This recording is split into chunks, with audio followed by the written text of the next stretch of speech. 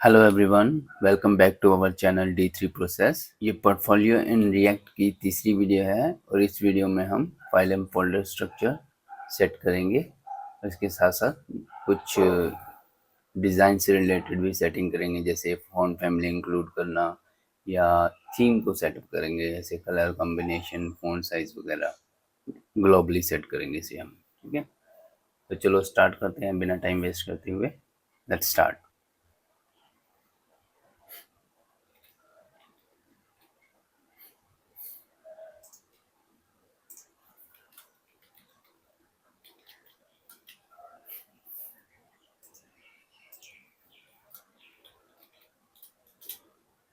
Common folder के अंदर आएंगे हमारे, जैसे कि हेडर, सोशल आइकन्स और ये फुटर आएगा, फुटर।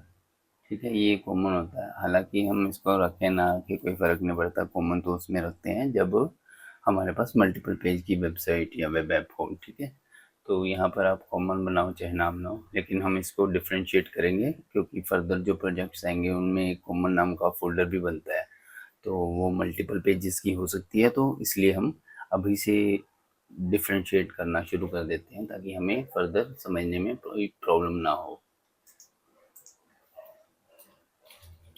header.jsx ये एक शॉर्टकट होता है एरो फंक्शन क्रिएट करने का। इसको टैब प्रेस करेंगे, ये ऑटोमेटिकली क्रिएट हो जाएगा। अभी के लिए हम इसको ऐसे ही लिखा रहने देते हैं। भी बना लेते हैं footer dot JSX REFCE react arrow component export component, ये लिखा हुआ है ना, react arrow function export component. Footer हो गया, यहाँ ले लेते हैं सोशल डॉट JSX। ओके, तो इसके अलावा हमारे पास और कौन से सेक्शंस हैं। ये अभी एक बैनर का है, पहले हम बैनर से स्टार्ट करते हैं। ठीक है ना, क्या क्या हो सकते हैं। फोल्डर आएगा बैनर, बैनर का फोल्डर बनाएंगे, फोल्डर वाइज करेंगे। इसके बाद सर्विसेज,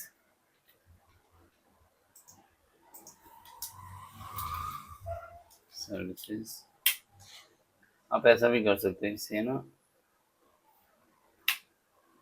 स्मॉल लेटर्स में लिख दो तो बेहतर रहेगा। ओके, सर्विसेज के बाद एफर्ट्स मीन्स पोर्टफोलियो। ये पोर्टफोलियो है हमारा, बेसिकली कौन कौन से प्रोजेक्ट हमने बनाए हैं। ठीक है, तो पोर्टफोलियो के रिलेटेड भी हम एक कंपोनेंट फोल्डर क्रिएट कर लेते हैं, पोर्टफोलियो। ठीक है, तो ये अबाउट सेक्शन है, अबाउट। ये हमारा S, S means award certification and education. इसको हम नाम देंगे सर्टिफिकेशंस दे देते हैं ना, सिंपली सर्टिफिकेशन। ठीक है, क्योंकि ये एजुकेशन अवार्ड, एजुकेशन तो क्या ही वो चेक करेगा, और चेक करना भी होगा तो जब सर्टिफिकेशन पे क्लिक करेगा ऑटोमेटिकली सारी चीज़ें दिखी जाएंगी, अवार्ड्स भी दिख जाएंगे, एजुकेशन और सर्टिफिकेशन भी। ठीक है, तो हम इसे अभी सर्टिफिकेशन का नाम दे देते हैं, certification. I am expert in, ये टेक्नोलॉजीज का है, टेक्नोलॉजी, टेक्नोलॉजी कर देते हैं सिंगुलर, ये भी सिंगुलर कर देते हैं ना। ठीक है, सिंगुलर चल रहे हैं तो सिंगुलर ही चलाएंगे। ये ब्लॉक का है, ब्लॉक बन गया। उसके बाद ये फॉर्म है कॉन्टैक्ट का, कॉन्टैक्ट का फॉर्म, राइट। ये सभी बन चुके हैं और फोल्डर बने ना। अभी हम क्या करते हैं, हर एक के अंदर एक फाइल क्रिएट कर देते हैं। फाइल कैसी फाइल होगी, जैसे अबाउट के अंदर about dot G S x, इसका ए कैपिटल होगा, याद रखना। जितने भी जी एस एक्स कंपोनेंट होते हैं, जी एस एक्स हो या टी एस एक्स कंपोनेंट जो होते हैं, तो उनका जो फर्स्ट लेटर होता है वो कैपिटल होता है।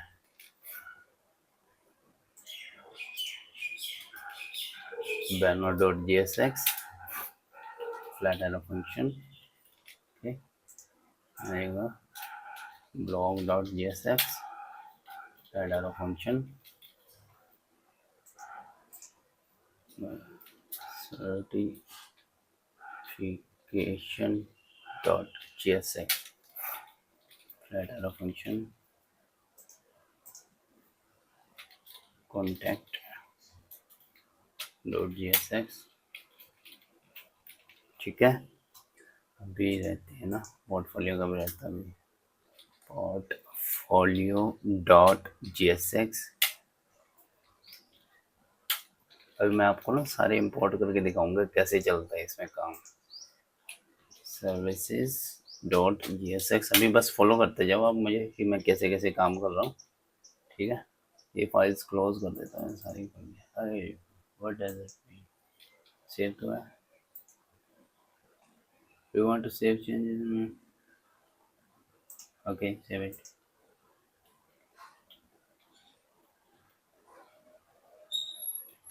क्या कर रहा हूँ मैं, सेव क्यों पूछ रहा है बार बार, सेव नहीं किया क्या? ओके सेव नहीं किया, चलो साथ साथ सेव भी कर लेते हैं, फाइल भी क्लोज कर देते हैं। ठीक है, सभी फाइल सेव हो गई है। अबाउट की बन चुकी है, बैनर की बन चुकी है, ब्लॉग की बन चुकी है, सर्टिफिकेशन की बन चुकी है, कॉमन को भी देखते हैं हम, कॉन्टैक्ट की बन चुकी है, पोर्टफोलियो की बन चुकी है, सर्विसेज टेक्नोलॉजीज की रहेगी ना, technology technology dot G S x. Okay, actually क्या है ना, मुझे विंडो सिस्टम चलाने की आदत है तो कई बार ना मैक पर भी विंडोज़ की कमांड पे हाथ चलता था, इसलिए वो सेव नहीं हुए थे फाइल्स, तो मुझे लगा कि शायद सेव हो चुकी है, तो ये रीज़न था उसका बार बार सेव का पूछने का। तो ये हमारी फाइल्स बन चुकी हैं, अभी हम बनाते हैं कॉमन की तरह। हमारा ये फोल्डर है, अच्छा ये फोल्डर बन चुका है, हेडर बन चुका है, सोशल बन चुका है। ठीक है, ये सभी बन चुके हैं फोल्डर्स। ठीक है, फाइल एंड फोल्डर स्ट्रक्चर बन चुका है। अब इसको हमने मेन में कैसे इंक्लूड करना है, जैसे हमारे पास ये हमारा चल रहा था ना, लास्ट वीडियो में हमने यहाँ तक छोड़ा था, ये हमारा रिएक्ट और टेलविन 4 का सेटअप हो चुका था, राइट। तो ये हमने बेसिक सी थीम बना के देखी थी, लेकिन अभी इस थीम की अभी हमें कोई ज़रूरत नहीं है। अभी हम क्या करेंगे, पहले तो मैं आपको वो सारे कंपोनेंट्स इंक्लूड करके दिखाऊंगा, ठीक है, कि वो कैसे दिख रहे हैं। अभी की हालांकि वो डमी कंटेंट ही दिखेगा, कोई डिज़ाइन नहीं होगा, लेकिन इंक्लूड कैसे करने हैं एक रिएक्ट की फाइल में कंपोनेंट्स को, तो वो दिखाते हैं। फिर उसके बाद मैं आपको थीम सेटअप करके दिखाऊंगा कि H1 का कलर कैसे आए, H2 का कलर कैसे है, इसका फ़ॉन्ट साइज़ क्या होना चाहिए, फ़ॉन्ट वेट क्या होना चाहिए डिफ़ॉल्ट। ठीक है, तो इन चीज़ों पे अभी हम काम करेंगे। फ़िलहाल मैं आपको कंपोनेंट सेटअप करके दिखाता हूँ।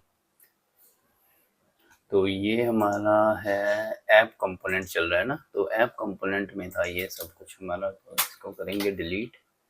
ओके, तो इसमें हमारे सबसे पहले बैनर सेक्शन है ना, बैनर कंपोनेंट आता है ना। हेडर भी ले लेते हैं, हेडर भी रहता है हमारा भी है ना, हेडर। इसने शो नहीं किया, वरना मोस्टली शो कर देता है। चलो इसे इंपोर्ट कर लेते हैं यहाँ से, इंपोर्ट हेडर फ्रॉम, ये आएगा स्लैश, ये आ गया ना कंपोनेंट्स, कंपोनेंट्स स्लैश कॉमन में है हमारा ना हेडर स्लैश हेडर। मुझे लगता है डॉट जी एस एक्स भी लिखना पड़ेगा इसके लिए, नहीं जरूरत नहीं है। ठीक है, हाँ हेडर आ गया, राइट। अभी ऐसे ही हम फुटर लिख लेते हैं, फुटर आ गया, सॉरी कॉपी करेंगे, पेस्ट कर, क्या कर रहा हूँ मैं, चलो मैनुअली लिख लेता हूँ। क्या है ना, कभी कभार हाथ विंडोज़ कमांड पर बैठा रहता है, इसलिए नहीं चल पाता। ये देखो हेडर फुटर दोनों कंपोनेंट आ गए। इसी तरह हम बाकी के कंपोनेंट्स भी बनाएंगे, हालांकि एक लेआउट भी होता है, लेआउट का फोल्डर भी होता है, उसमें कैसी कैसी लेआउट बनानी होती है आपने, लेकिन वो कंसेप्ट अभी इसमें इम्प्लीमेंट नहीं हो पाएगा। तो लेआउट का मतलब होता है कि जब हमारे पास डिफरेंट काइंड ऑफ लेआउट्स होती हैं एक पेज की, तो उस केस में हम डिफरेंट डिफरेंट लेआउट्स यूज़ करते हैं, उसको एज अ पेरेंट यूज़ करते हैं, ठीक है। तो अभी इसमें उसका कोई ज़रूरत नहीं है, उसकी कोई ज़रूरत नहीं है, तो उसको हम नेक्स्ट प्रोजेक्ट में देखेंगे अगर ज़रूरत पड़ी तो। तो हमारा फर्स्ट सेक्शन आता है हमारा बैनर का ना। तो बैनर कंपोनेंट हम ऐड करते हैं। यार ये शो क्यों नहीं कर रहे हैं, ये तो बड़ी गलत बात है।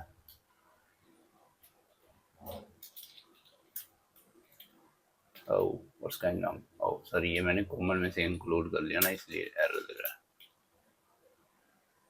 ये बैनर, बैनर, ये बैनर के अंदर है ना हमारा, बैनर स्लैश कंपोनेंट्स। अब आएगा, देखो बैनर आ गया ना। तो इसी तरह हमने सारे ऐड ऑन कर लेने हैं, ठीक है। हम सारे ऐड ऑन कर लेते हैं। बैनर के बाद कौन सा है हमारा, सर्विसेज का ना, services, service right, service. oh sorry, I have made a mistake।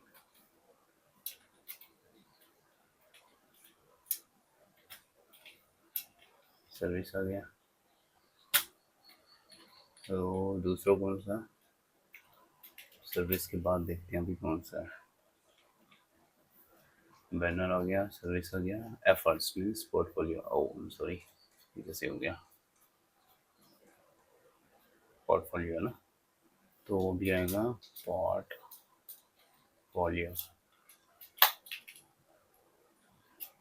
Copy करेंगे।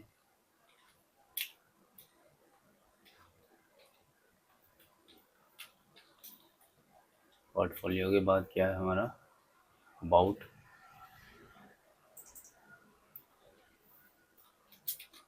अबाउट। हाँ मुझे पता है फोल्डर का नेम अभी गलत है, सही करेंगे, अभी पहले लिख लेते हैं। अबाउट के बाद है सर्टिफिकेशन, सर्टिफिकेशन, ठीक है। सर्टिफिकेशन के बाद है हमारा टेक्नोलॉजी, टेक्नोलॉजी।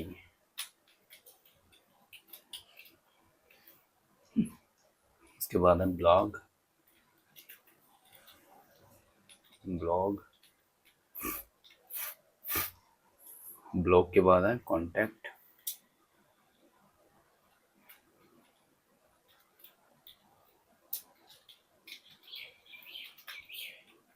तो कॉन्टैक्ट और फुटर का तो हमारा लग ही चुका है ना, ठीक है। अब हम यहाँ पर ना फोल्डर के नेम करेक्ट कर लेते हैं। जैसे ये कैपिटल ए डाला हुआ है ना अबाउट में, तो ये नहीं आएगा। सर्टिफिकेशन में स्मॉल सी आएगा, टेक्नोलॉजी में स्मॉल टी, कॉन्टैक्ट में स्मॉल सी, और ये ठीक है ना। अभी हम इनको कॉल भी कर लेते हैं। बैनर के बाद सर्विस है ना, सीक्वेंस ऑर्डर में करेंगे ना, सब कुछ सही लगेगा ऐसे।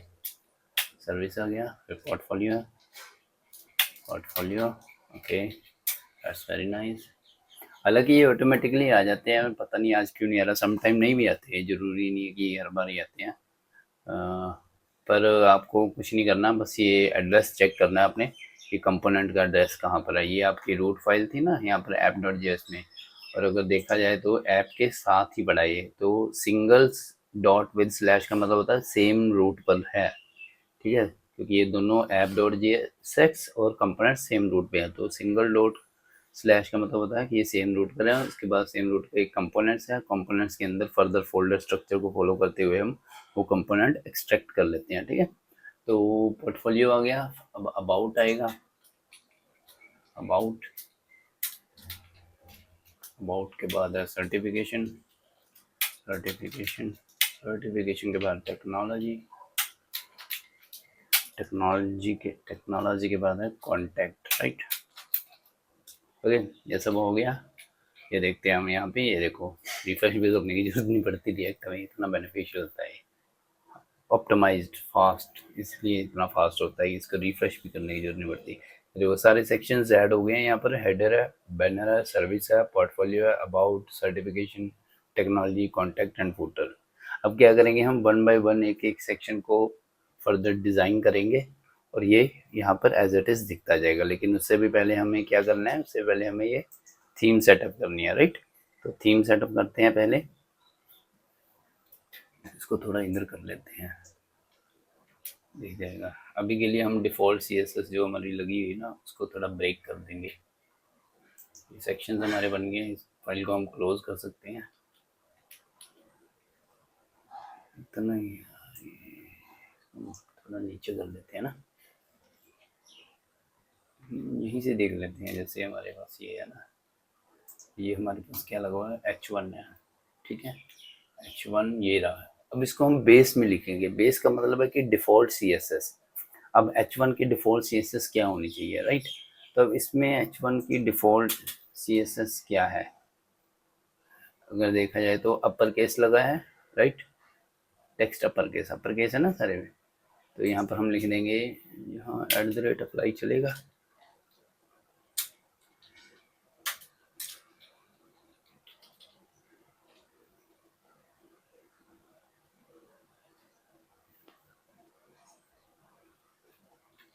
ऐसे ना मैंने 3 वाला चला के देखा नहीं है, तो सॉरी अभी H1 लिया भी नहीं है ना कहीं, तो H1 दे के देखते हैं हम, यहीं पर ले लेते हैं एक बार टेस्टिंग पर्पस के लिए, ठीक है। H1 हेलो एवरीवन, ठीक है, सेव किया, ओह वर्किंग वेरी नाइस, ठीक है। चलो यहीं पे टेस्ट कर लेते हैं, ठीक है।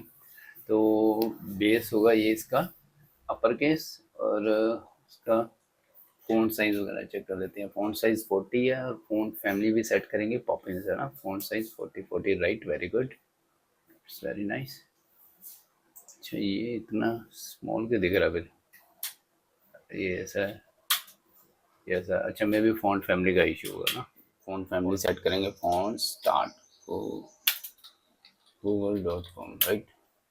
पॉपिंस है हमारा फ़ॉन्ट, हम यहाँ लिखेंगे पॉपिंस, ये आ गया। पॉपिंस को सिलेक्ट किया, गेट फ़ॉन्ट किया, यहाँ ऑलरेडी 3 फ़ॉन्ट भी है जो हम रिमूव करेंगे, अभी नहीं चाहिए। तो पॉपिंस आ गया अकेला। गेट एम्बेडेड कोड पे जाएंगे, वेब में चाहिए हमें, तो इसको हम ना इंपोर्ट की लगाएंगे, इंपोर्ट स्टेटमेंट, ठीक है। तो ये इंपोर्ट स्टेटमेंट हम लगाएंगे इसके अंदर, यहाँ पर, ओह सॉरी यहाँ तो कॉपी नहीं हुआ, हाँ अब हो गया, ठीक है, कॉपी हो गया। और अब इस जो ये जो फ़ॉन्ट फैमिली है पॉपिंस सैंस सेरिफ, इसको हम क्या करेंगे, बॉडी में इम्प्लीमेंट कर देंगे। अब बॉडी में इम्प्लीमेंट करने से पहले ये हमारा लगा ही हुआ है ना, ये देखो फॉन्ट पॉपिंस, और ये बॉडी में ऑलरेडी लगा हुआ है, ठीक है। तो बस इंक्लूड करने की देर थी, इंक्लूड हो गया है। तो अब ये वर्किंग करेगा, देखना।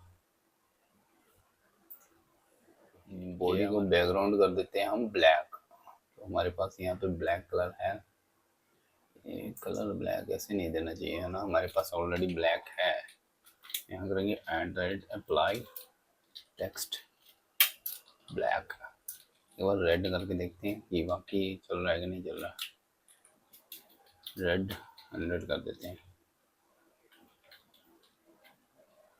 रेड 100 हो गया। वो एक्चुअली इतना लाइट है ना कि दिख ही नहीं रहा। अब ठीक है ना।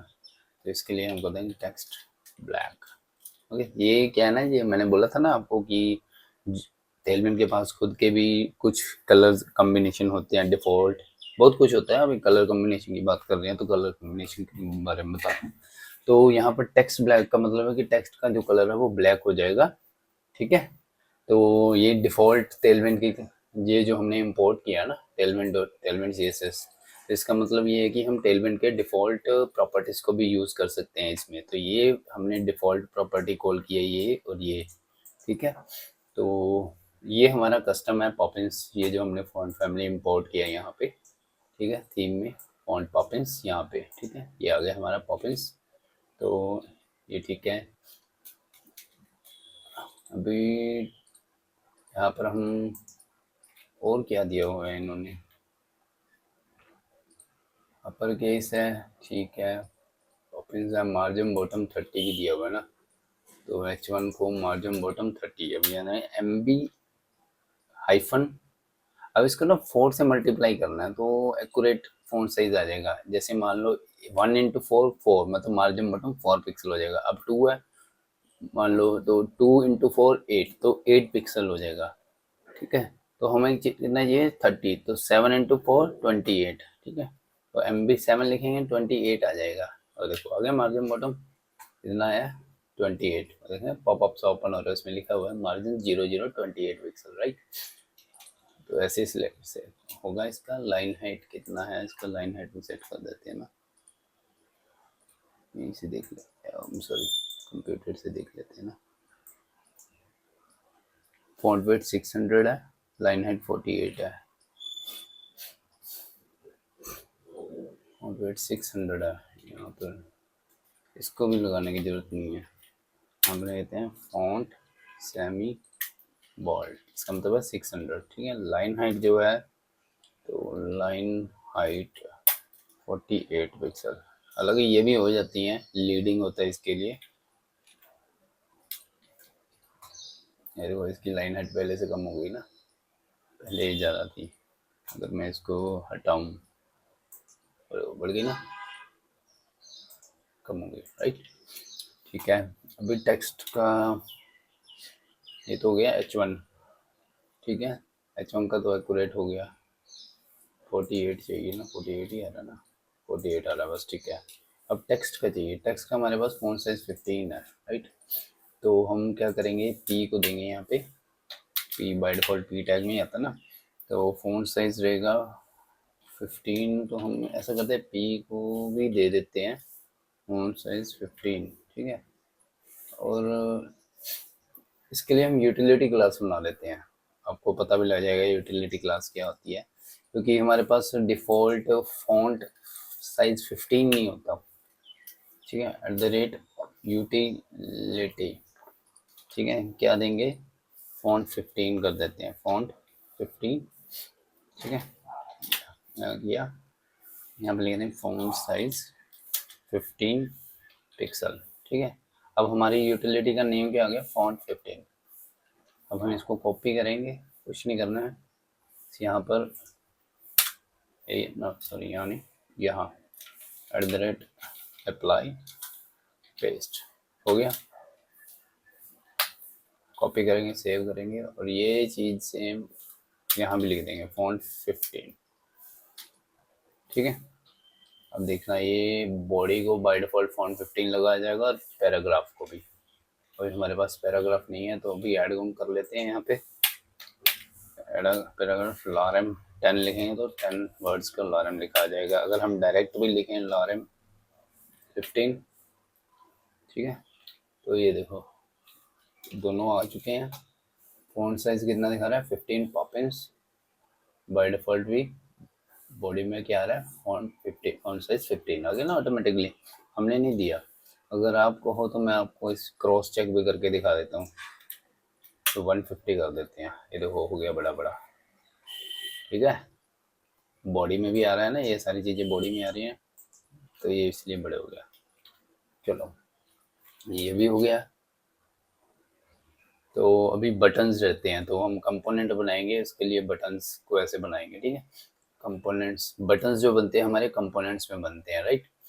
तो यहाँ पे बटन प्राइमरी है, ये बटन सेकेंडरी होगा हमारा। प्राइमरी बटन ये होगा जो रेड कलर का है। ठीक है, तो प्राइमरी बटन में हमारे पास ये कलर कॉम्बिनेशन, पहले उससे पहले हमें कलर कॉम्बिनेशन सेट करना पड़ेगा। हमारे पास कलर कौन सा है इसके लिए, अगर हम देखें तो स्टाइल में हमारे पास ये वाला कलर है ना, ये रेड कलर है, तो ये कलर हम सेट कर लेंगे। देखो प्राइमरी कलर है हमारे पास ये, हम इसको यहाँ पर लगाएंगे, ये हो गया। ठीक है, सेकेंडरी कलर कौन सा है, वाइट, नहीं सेकेंडरी को रहने दो, कोई बात नहीं। अभी हम बनाएंगे, इसको कोलैप्स कर देते हैं, ध्यान रखिए मैं कोलैप्स कर रहा हूँ, तो कंफ्यूज नहीं होना आपने। बटन प्राइमरी प्राइमरी आ गया, राइट। तो अभी हम बटन भी लेके देख लेते हैं ना, क्या है कि काम आसान हो जाएगा। अभी बटन ले लेते हैं।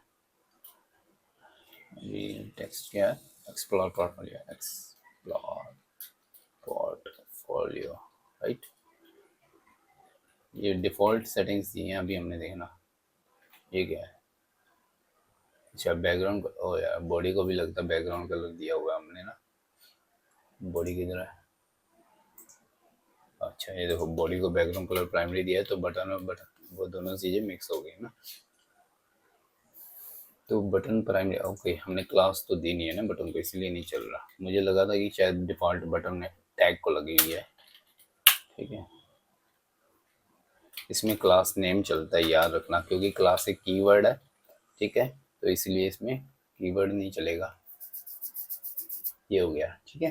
कलर आ गया सेम, और इसकी और भी स्टाइलिंग कर देते हैं। बॉर्डर कलर भी सेम ही है, ठीक है। तो बटन प्राइमरी के अंदर ही हम यहाँ पर कर देते हैं, यहाँ पे बॉर्डर का, बॉर्डर बॉर्डर का कलर भी सेम हो जाएगा, राइट। ठीक है, फॉन्ट साइज ठीक है, फॉन्ट फैमिली भी ठीक है। इसका बॉर्डर रेडियस चेक कर लेते हैं। टेक्स्ट कैपिटलाइज है, कैपिटलाइज भी कर देते हैं। यहाँ पर अप्लाई करते हैं ना, एलिमेंट का फ़ायदा क्या हुआ अगर यूज़ ही ना करा तो अप्लाई करते हैं, कैपिटलाइज, कैपिटलाइज, ओके। ये हमारा ऐड हो गया एक प्रॉपर्टी। और टेक्स्ट वाइट भी कर देते हैं, टेक्स्ट वाइट, ओके, इसकी ज़रूरत नहीं है अभी। और राउंडेड भी देख लेते हैं कितना आता है। राउंडेड यहाँ पे है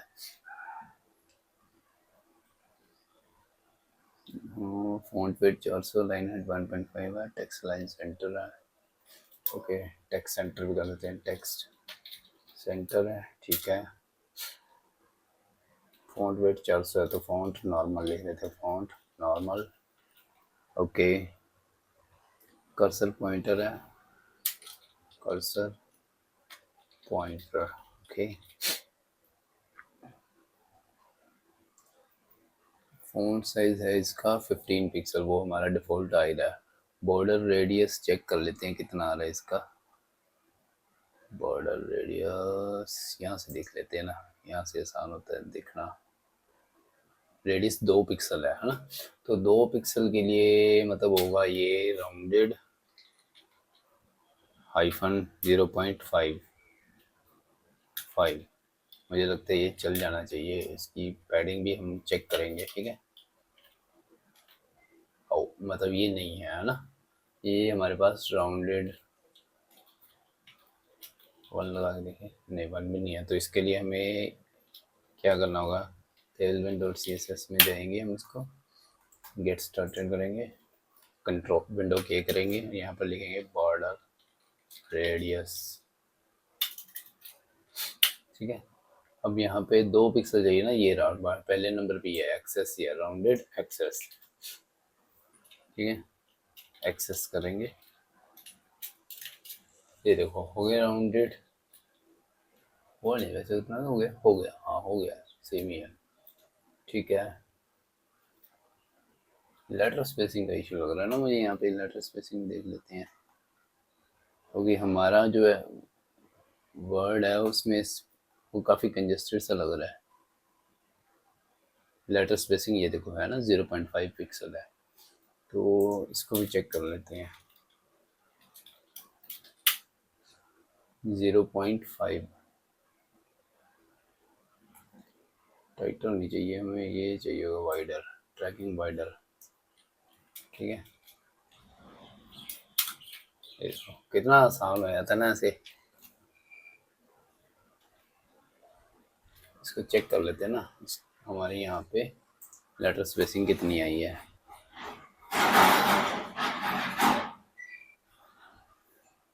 ट्रैकिंग है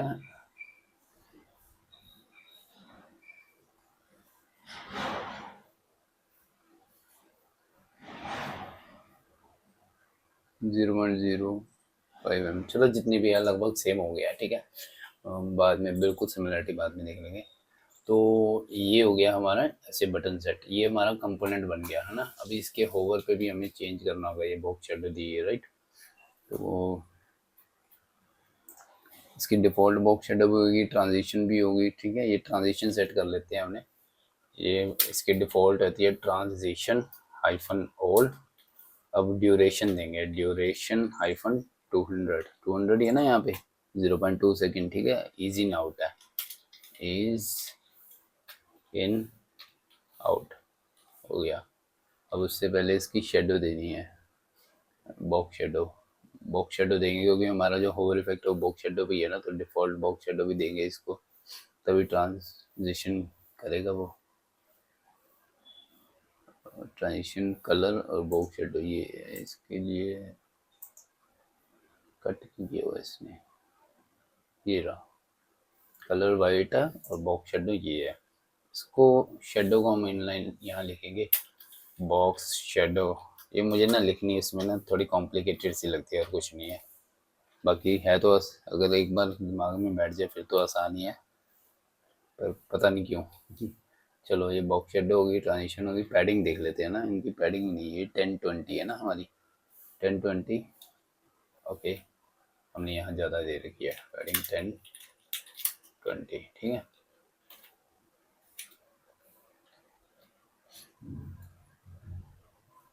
अच्छा, अभी इसका होवर इफेक्ट नहीं ना हमने लगाया, ये बटन है हमारे पास, इसके होवर पे हम चेक करेंगे कि क्या ट्रांजिशन हो रही है। ये रहा ना बॉक्स शेडो, ये बॉर्डर कलर, ये और ये सब चीज़ें हम इसको कॉपी करेंगे बटन के होवर पे। इसमें होवर इफेक्ट भी चल जाता है, आपको पता है ऐसे चलता है, देखो मैं दिखाता हूँ। होवर पे क्या है, बॉर्डर कलर वाइट है ना, यहाँ जाएगा होवर बॉर्डर वाइट, कुछ नहीं करना, बस हो गया होवर। मैं आपको टेस्ट कराता हूँ। होवर बॉर्डर, बॉर्डर देखेगा नहीं क्योंकि बैकग्राउंड भी वाइट है ना। कलर ब्लैक है ना, तो कलर ब्लैक हो सकते हैं हम, over text, sorry over text black, right. ये दिखा देता हूँ मैं आपको, ओवर पे हो गया, कितना स्मूथ हो रहा है, ठीक है। अब शेडो रहेगी, अब इसके लिए ना मुझे मजबूरी में देखनी पड़ेगी कि इसमें शेडो कैसे चलती है। शेडो नहीं, टेक्स्ट शेडो नहीं है, बॉक्स शेडो, बॉक्स शेडो, ठीक है। बॉक्स शेडो ये रही ना, 000, उसके बाद है पॉइंट में, अच्छा ये रही ना 01 शेडो। हमारे पास कितनी है, सिमिलर है क्या, 000, उसके बाद कलर है, और डिफ़ॉल्ट में क्या है हमारे पास, 000 कलर है। हाँ तो ठीक तो है, अच्छा ये हमारा ही है। इंसेंट 00030, ओके, उम्मीद है बन जाएगी ये। 000 तो इसमें कहीं पे भी नहीं है। चलो हम ऐसा करते हैं, हम अपनी बना लेते हैं ना, शेडो और प्रॉपर्टी, शेडो हम अपनी बना लेते हैं, ठीक है, वो सही रहेगा, क्या ही देखना। अब यहाँ पे ना हम शेडो के लिए वो बना लेते हैं, एक नया variable, hyphen hyphen custom shadow, ठीक है। अब इसके लिए क्या थी वैल्यूज़, वैल्यूज़ हमारी थी डिफ़ॉल्ट ये वाली है ना, ओके। कॉपी करेंगे इसको, यहाँ पे पेस्ट कर देंगे, राइट, आ गया, कस्टम शेडो है। अब यहाँ पर हम देंगे shadow hyphen, sorry shadow, shadow hyphen custom shadow, right. अब होवर पे क्या करना है, होवर पे इसको करेंगे, होवर वाली भी कर लेते हैं यहाँ पे, कस्टम होवर शेडो करते हैं, होवर शेडो, ठीक है। और इसमें होवर में क्या है, यहाँ पे 30 पिक्सल है, 30 पिक्सल कर देते हैं, ठीक है। अब इसको कॉपी कर लेते हैं, कॉपी करेंगे, और मैंने एक चीज़ गलत लिख दी, हाँ गलत लिख दी, यहाँ पे डायरेक्ट ऐसे नहीं आएगा शेडो कस्टम। ये मैंने वेरिएबल बनाया ना, दरअसल इसको मैं यूटिलिटी बना सकता था, यहाँ लिखने के बजाय ना मैं इसको एक यूटिलिटी बना लेता हूँ, आपको भी पता लग जाएगा यूटिलिटी कैसे बनाते हैं। हालांकि एक बता दिया, लेकिन फिर भी जितने एग्जाम्पल हो जाए उतने बढ़िया। ये मैंने एक यूटिलिटी बनाई कस्टम शेडो की, राइट। और इसको हम यहाँ से कॉपी करेंगे, उसको रिमूव करूँगा मैं अभी, लेकिन अभी टाइप कर लें, ये आ गया शेडो, बॉक्स शेडो था ना, बॉक्स शेडो, ठीक है। अब इसकी होवर पे कैसे होगी ट्रांजिशन, चलो एक और यूटिलिटी बना लेते हैं होवर वाली में, utility custom hover shadow. Hover में यहाँ पे 30 पिक्सल कर देते हैं, ठीक है। अब चेक करते हैं, पहले इसको रिमूव कर दें, कंफ्यूजन सी ना हो जाए, ठीक है। शेडो, कस्टम शेडो, होवर पे भी यहाँ शेडो चेंज करते हैं। होवर पे क्या है, कमांड चैन, कस्टम होवर शेडो ना, होवर पे आएगी कस्टम होवर शेडो। अब देखते हैं ट्राई करके चलता है कि नहीं। Shadow, custom shadow, unknown utility class. Okay, मुझे लगता है ये हमने पहले कहीं यूज कर लिया।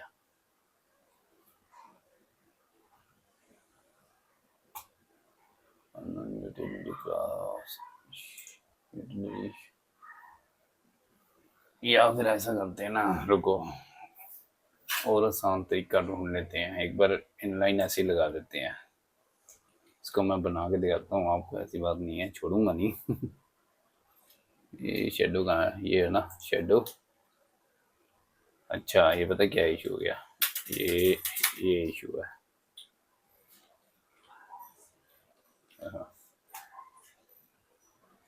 ये चली नहीं, कस्टम होवर शेडो क्यों नहीं चलती, ये तो चलनी चाहिए। कस्टम होवर शेडो, ठीक है, custom shadow, custom hover shadow.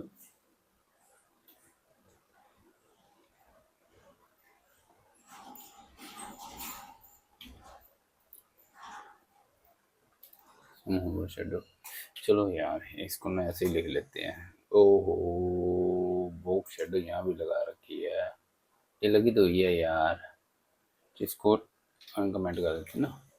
अब देखें चली, नहीं अभी भी नहीं चली, अभी भी नहीं चली, तो फिर ये अब पक्का ही चलेगी यार। ये ना कुछ चीजें होती है ना, ऐसे चिड़ सी चढ़ती है करने में। ये शेडो वाला ना सिस्टम कुछ ऐसा ही है।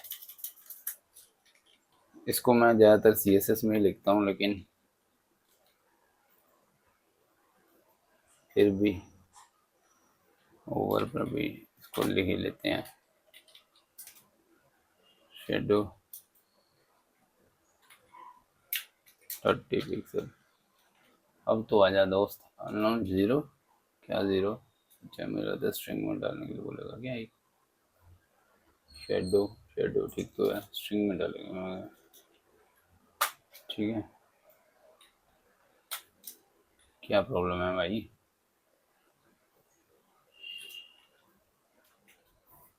हाँ तो गाइस हमने इशू ढूंढ लिया है, क्या इशू था। ये देखो अभी हमारी वर्किंग कर रही है, यहाँ पर भी ऐसी है ना। ये मैं रिफ्रेश करता हूँ एक बार पेज को, ये होवर किया तो ऐसे जाती है ना बॉक्स शेडो, राइट। तो इसमें हमारे में भी ऐसे ही जाती है, राइट। तो इशू क्या था, इशू ये था कि हमारी बॉक्स शेडो जो थी इसमें अंडरस्कोर डालना होता था, तो हम क्या कर रहे थे, ब्लैंक स्पेस डाल रहे थे, ठीक है। तो बाकी सब ठीक है, और यहाँ पर हमने वाइट कलर देना था, जबकि मैंने सेम कलर दिया हुआ था रेड, तो इसलिए ये प्रॉब्लम आ रही थी। तो हम इसको क्या करते हैं, यूटिलिटी को, ये हमारी शायद यूटिलिटी भी चली गई होगी। वो क्या है ना कि दिखी नहीं थी, दिखी क्यों नहीं थी, क्योंकि हमने एक तो कलर सेम कर रखा था, ठीक है, और दूसरा क्या कहते हैं, वो दूसरा, हाँ कलर ही सेम कर रखा था। एक बार ट्राई करके देखें इसको, क्या है ना कि आसान हो जाएगा ना। कस्टम शेडो कर देते हैं इसकी जगह पर, क्या है ये हमारा, ये है ना, ठीक है, कस्टम शेडो है, यहाँ पर वाइट कर देते हैं, 1 2 3 4 5 6, कॉपी करते हैं और भी ये कर देते हैं। अब देखते हैं, वाह वर्किंग। एक्चुअली मैंने आपको पहले बोला है कि ये जो कुछ क्लासेस होती हैं ना काफ़ी कंफ्यूज करती हैं, जैसे शेडो की है, एक दो क्लासेस और भी हैं, ज़्यादा नहीं है, तो वो परेशान करती हैं। अब जैसे मैंने बोला था ना आपको कि हमारे पास बॉर्डर कलर जो कलर ना हो तो वो हम मैनुअली डिफाइन कर सकते हैं। जैसे हमने ये प्राइमरी रेड कलर सेट किया, तो इसको हम यहाँ पे यूज़ कर रहे हैं ना, तो पैडिंग सेट कर सकते हैं, हमें ज़रूरत नहीं है इसको मैनुअली CSS लिखने की। यहाँ पर हम पैडिंग ऐसे लिख सकते हैं, 10 है ना, तो 2 से हो गया 8, 2.5 आएगा। PX मतलब लेफ्ट राइट 2.5, ओके। और ये 20 है,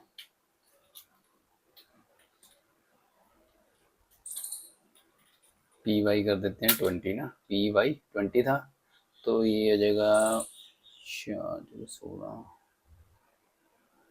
5 हो जाएगा, 5 इंटू 4 20। कुछ गलत कर दिया क्या? नहीं, कुछ गलत कर दिया।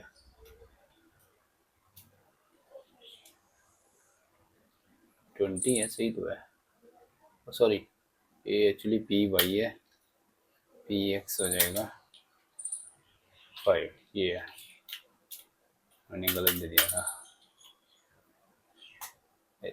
अब ठीक है ना, पैडिंग भी आ गई, ठीक है। तो ये हमारा कंपोनेंट भी सेट हो गया एक बटन का।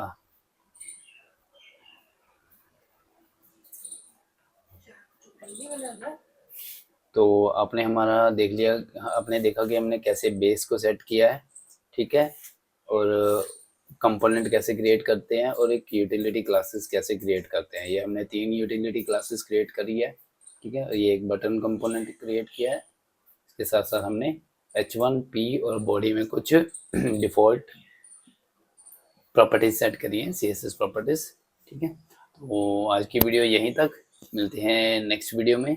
तो उस वीडियो से हम हेडर और फुटर को डिज़ाइन करना शुरू करेंगे, राइट। वीडियो को लाइक, चैनल को सब्सक्राइब करना मत भूलना। Thank you, bye.